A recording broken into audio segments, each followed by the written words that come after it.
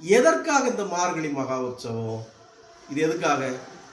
எல்லாரும் உறக்கம் மெனக்கெட்டு எல்லாரும் நேரத்தை விரயம் பண்ணி கஷ்டப்பட்டு இந்த பிள்ளைல எல்லாம் கஷ்டப்பட்டு எழுப்பி வருது, 2 கண்ணை வீங்கி போயிரு. எதற்காக இந்த மார்கழி மகா உற்சவம்?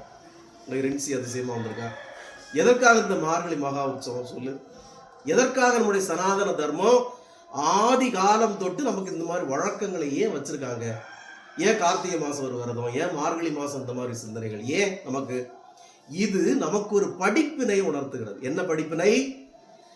ஆண்டாள் என்கிற ஒரு சாதாரண சிறுமி, அவருடைய தகப்பன் யார்? ஒரு சாதாரண ஒரு பட்டர், அவர் கோயில்ல சேவைகள் செய்கிற ஒரு சாதாரண பட்டருடைய ஒரு மகள், 6 வயது சிறுமி. அந்த சிறுமி கிருஷ்ணனின் மீது காதல் கொள்கிறார். அது யார் குருவா இருந்து நடத்துறா? தகப்பனே குருவா இருக்கிறார். கிருஷ்ணனை எப்படி சேவிக்கணும், கிருஷ்ணனை எப்படி வழிபடணும், கிருஷ்ணனை எப்படி பாடணும்னு தன்னுடைய தகப்பனே அவருக்கு உணர்த்துறார். அந்த குருவின் வழிகாட்டுதல் படி ஆண்டாள் செய்த இந்த மார்கழி இதுதான் அவளை எந்த நிலைக்கு உயர்த்தியது? கிருஷ்ணருக்கு சமநிலையில் உயர்த்தியது. கிருஷ்ணனோட பெட்டர் ஆஃப் அந்த நிலைக்கு அவளை உயர்த்தியது. அப்ப இந்த மார்கழி மகா உற்சவம் என்பது நம்மை கிருஷ்ணனுக்கு, எல்லாமல்ல ஏக பரம்பொருள் கிருஷ்ணனுக்கு இணையாக நம்மளை உயர்த்தும் ஒரு சாதகம். நாம சாதகம் பண்ணிட்டு இருக்கிறோம். இப்போ இது ஆண்டாளுக்கு அருளியதை போல நமக்கும் இறைவன் அருள்வார். அப்ப இந்த வழக்கங்கள் எல்லாம் எதற்காக நமக்கு வைக்கப்பட்டிருக்கிறது என்றால், ஆண்டாள் வாழ்ந்தால, ஆண்டாள் பிறந்தால, அவன் அடைந்தது உண்மைதானே. அப்ப நமக்கு அந்த பாக்கியம் கிடைக்கும்ல. இப்ப நான் பார்த்துட்டு இருக்கேன், இதுல உட்கார்ந்த கேரக்டர் அப்படி அவ்வளவு பாட்டை பாராம பாடுது, கண்ணை திறக்காம பாடுது. இதே இதை ஸ்கூல்ல படிச்சிருந்தா நிலைமை வேற. ஆனா அந்த பாட்டுல அவ்வளவு லயிச்சு பாடுறாப்புல. நிச்சயமாக அடுத்த பிறவில வேற யாரோ நல்ல ஒரு கணவர் கிடைக்கலாம், நல்ல ஒரு அழகான கணவர் கிடைக்கலாம். இந்த பிறவில மிஸ் ஆகி போச்சு, அடுத்த பிறவில நிச்சயமா அருளலாம். ஏன்னா ஆண்டாள் செய்த அதே சாதகத்தை அழகாக செய்யறாப்புல. நிச்சயமா என்னுடைய அருளாசியும் இருக்கு, நல்லபடியா வாழ்ந்துட்டு போட்டோம் அடுத்த தடவை. அப்போ இந்த மார்கழி மகா உற்சவம் என்பது ஆண்டாளை போல நம்மை இறைநிலைக்கு உயர்த்துகின்ற ஒரு சாதகம் செய்கிற பாக்கியம் நமக்கு. அதான் நீங்க புரிஞ்சுக்கணும். அப்ப எல்லா வருஷம் முழுக்க நமக்கு இறைவன் இப்படி ஒரு பாக்கியத்தை அருள்கிறார். அப்பப்போ கார்த்திகை மாசம் ஒரு விரதம், மார்கழி மாசம் ஒரு சாதகம், சிவராத்திரி அன்னைக்கு ஒரு சாதகம், இப்படி சஷ்டி விரதம், இப்படி ஒவ்வொரு பாக்கியத்தை நமக்கு அருளிருப்பது உங்களை இறை நிலைக்கு உயர்த்துகின்ற ஒரு அரும் பாக்கியம்.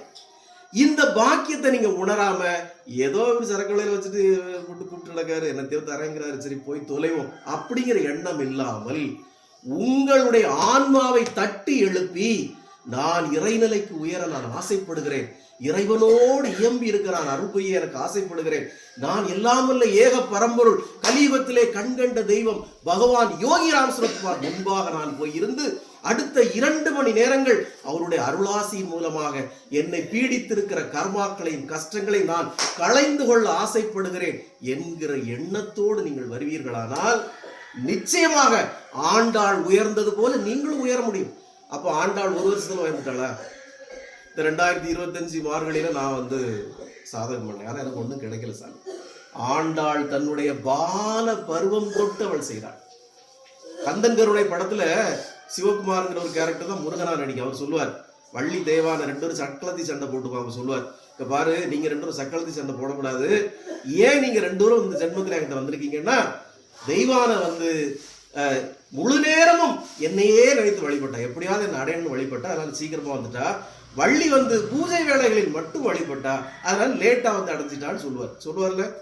அப்போ நாமும் எந்நேரம் இறை சிந்தனையில் இருந்தோமானால், இறை வழிபாட்டில் இருந்தோமானால் நாம் இறை நிலைக்கு உயர முடியும்.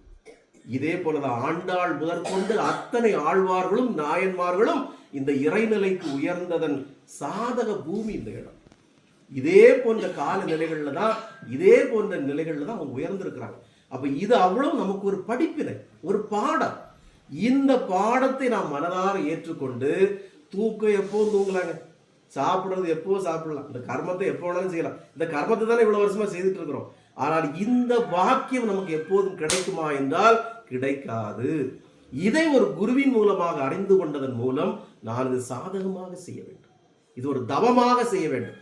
இந்த தவம் உங்களை வாழ்க்கையில் உயர்ந்த நிலைக்கு கொண்டு செல்லும் என்பதில் ஒரு கணம் கூட சந்தேகம் கிடையாது. ஏன்னா இந்த மகான்கள் எல்லாம், ஆழ்வார்கள் எல்லாம், நாயன்மார்கள் எல்லாம் வாழ்ந்து காட்டியிருக்கிறார். இதான உண்மை. ரைட். யோகிராம் சரத்குமார், ஜெயகுரு.